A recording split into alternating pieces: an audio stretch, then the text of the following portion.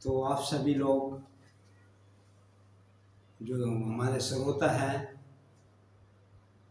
और दर्शक हैं, उनके लिए एक छोटा सा प्रोग्राम लेके मैं फिर प्रस्तुत कर रहा हूँ।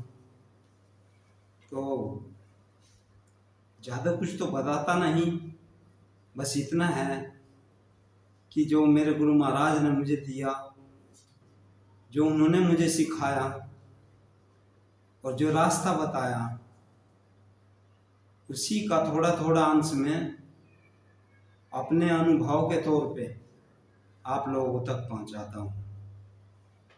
तो सभी दर्शकों और श्रोताओं को मेरा नमस्कार।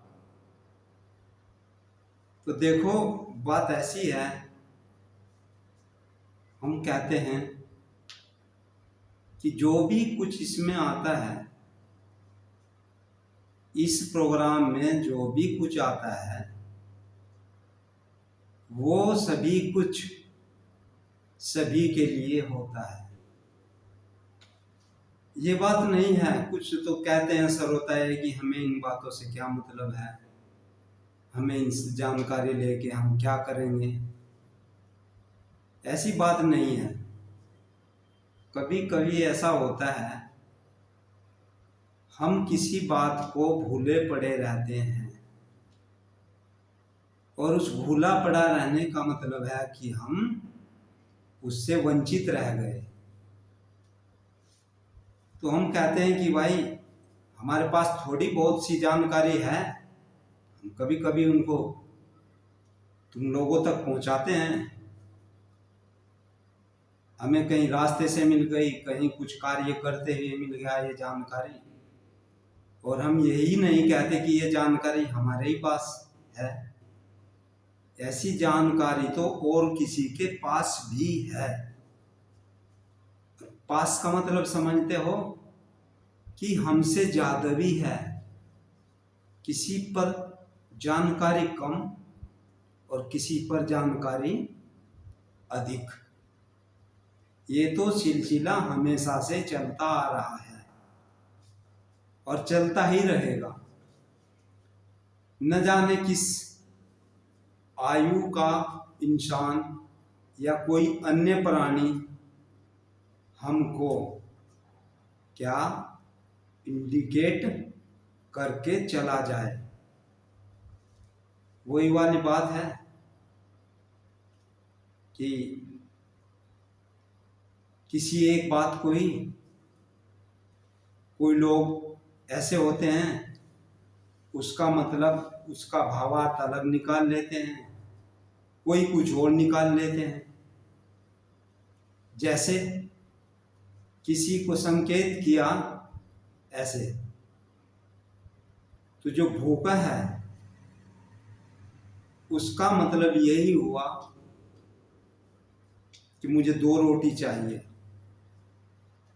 और जिसको पैसे की जरूरत है उसका मतलब ये हुआ कि मुझे 2 रुपए की आवश्यकता है। इसी प्रकार से भिन्न भिन्न व्यक्तियों की अलग अलग जरूरत होती है, और भिन्न भिन्न ही उनके भावार्थ निकलते हैं। जैसे कहते हैं, गुरु महाराज जी कहते हैं कि जब जब ये आग में जलता हम डालेंगे पानी, जब जब ये आग में जलता हम डालेंगे पानी, दुनिया चाहे कुछ भी कहे हमने ये ठानी। अब समझ लीजिए आप, इस बात का आशय कितना बड़ा है। अर्थात किसी चीज को जिस चीज की जरूरत है वहीं तक उसको बता दिया कि इस तरह से ये हम तुम्हारी मदद करेंगे, और इस मदद से हम कभी भी नहीं हटेंगे। इस मदद से हम कभी भी नहीं हटेंगे। और देखो, आप सभी के लिए है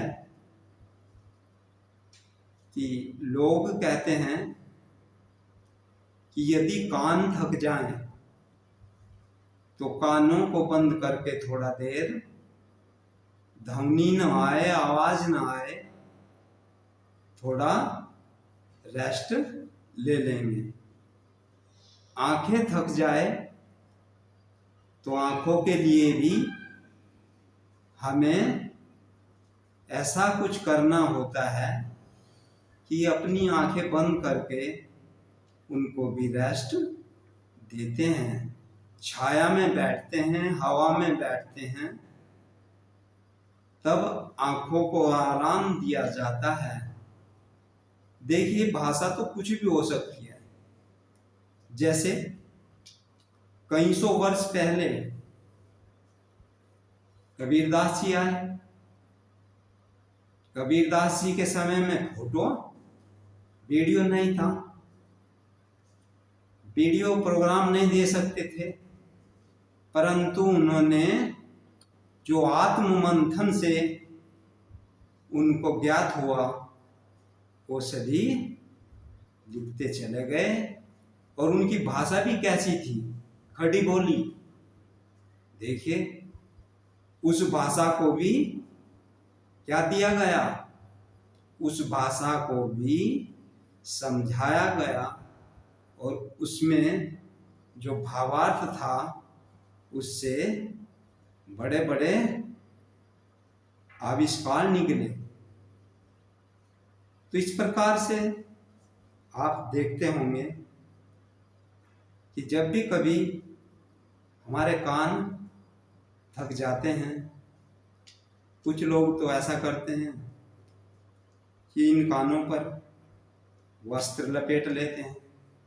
सिलाई की भी कोई ज़रूरत नहीं होती, ऐसा वस्त्र होता है उसको लपेट लेते हैं और कुछ दोनों अपने हाथों से अपने कानों को बंद करके थोड़ा रेस्ट लेते हैं। यदि कहीं से उसको खुशबू आती है तो लंबा सांस खींचते हैं अपनी तरफ, ऐसे। और यदि किसी को इसके विपरीत हो जाए तो वो अपने आप को रुमाल से नाक को ढकता है।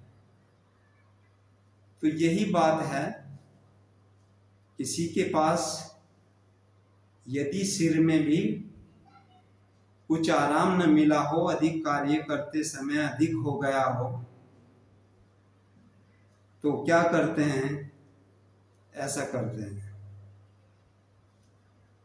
ऐसे बैठते हैं। जबकि ये बैठना लोग अपवाद समझते हैं कि ये अपशगुन है, अच्छा नहीं है ऐसे बैठना। क्योंकि ये लोग अधिकतर जब ही बैठते हैं जब कुछ नुकसान होने की स्थिति में होते हैं। तो संकेत है, ये संकेत ज्ञान है। इसके अर्थ कोई कुछ निकालता है तो कोई कुछ निकालता है। तो बहुत बहुत आविष्कार होते हैं। पहले दूध को मथ के घी निकाला जाता था। कैसे?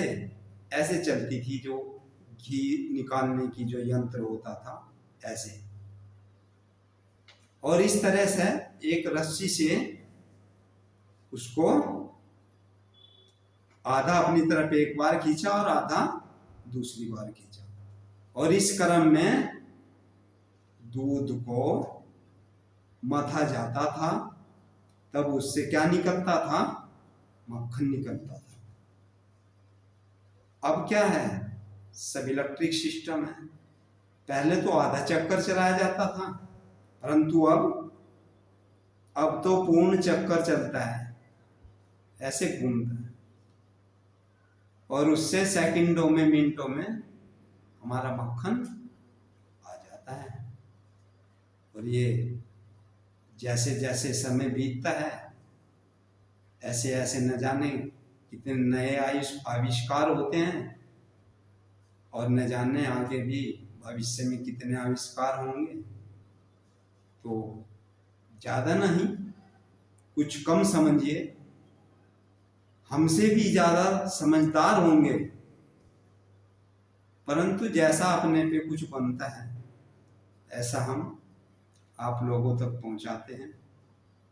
और हमारा यही उद्देश्य होता है कि किसी को एक थोड़ा सा रास्ता मिल जाए और उस रास्ते से कहीं अपने जीवन में इससे लिया गया कोई शब्द अपने जीवन में प्रयोग में ले आए। बस यही हमारा उद्देश्य होता है। और एक छोटी सी बात यह है कि आप कहते हैं कि हमारा तो यहाँ कोई भी नहीं है, हमें किसी में भी अपनापन नहीं नजर आता। बड़ी दुर्लभ बात है। यदि आप तलाश में चलेंगे, खोजेंगे, तो आपको अपने ही अपने नजर आएंगे। कोई ऐसा नहीं है जो आपको अपना नजर न आए। क्यों? ये हमने खुद सीखा है, हमने देखा है कि हमें सभी अपने ही नजर आते हैं। क्योंकि एक बात से नहीं, जीवन में न जाने कितनी बातें होती हैं। यदि उसने किसी दूसरे ने हमारे जैसा ये पेन लिखने के काम में आता है ले लिया, खरीद लिया, किसी से ले लिया, और उसकी कैप ये है, दूसरे ने भी ऐसा ले लिया, तीसरे ने भी, चौथे ने भी, पांचवें ने भी, तो समझ लीजिए वो कहीं ना कहीं हमसे समानता रखता है। हमारा है वो हमारा है। हमें ये नहीं समझना चाहिए कि ये हमारा अपना नहीं है। किसी के हेयर स्टाइल होंगे, बालों का स्टाइल, यदि हमारे जैसा कर लिया तो समझ लीजिए वो भी अपना ही है। यदि हम तेज पत्ती की चाय पीते हैं तो वो भी अपना ही है। मीठा कम पीते हैं तो वो भी अपना ही है। अर्थात हमारी जितनी हॉबी है, हैबिट है, आदतें हैं, यदि किसी और में भी उसका थोड़ा भी अंश मिल जाए तो समझ लीजिए वो पराया नहीं है, अपना है। अपना, उसमें अपनापन है।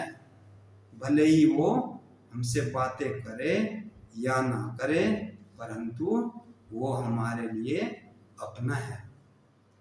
तुम सुनते हो, देखते हो, तुम हमसे दूर नहीं हो, तुम हमारे पास हो, और ये हमारे पास रहना ही तुम्हारे लिए और हमारे लिए एक ऐसा बंधन है, एक ऐसा बंधन है जो हमें हमेशा के लिए बांधे रखेगा। तो आज तो मैं आप लोगों के लिए एक छोटा सा प्रोग्राम था, दे दिया। तुम लोगों से मिला, कुछ गुरु महाराज जी से मिला, कुछ चलते जाते कहीं से इकट्ठा किया, कुछ कहीं से इकट्ठा किया, तो तब आप लोगों तक पहुंचाया। तो यदि अच्छा लगे तो सब्सक्राइब कर देना, और यदि अच्छा भी ना लगे तो कोई बात नहीं, हमारे लिए तुम इतने ही अच्छे हो जितने हम आपको मान सकते हैं। उससे भी ज़्यादा, उससे भी अधिक हम आप लोगों का क्या कहते हैं, वेलकम और स्वागत अपने इस प्रोग्राम में संकेत ज्ञान में रखेंगे। तो नमस्कार, सभी को हमारी ओर से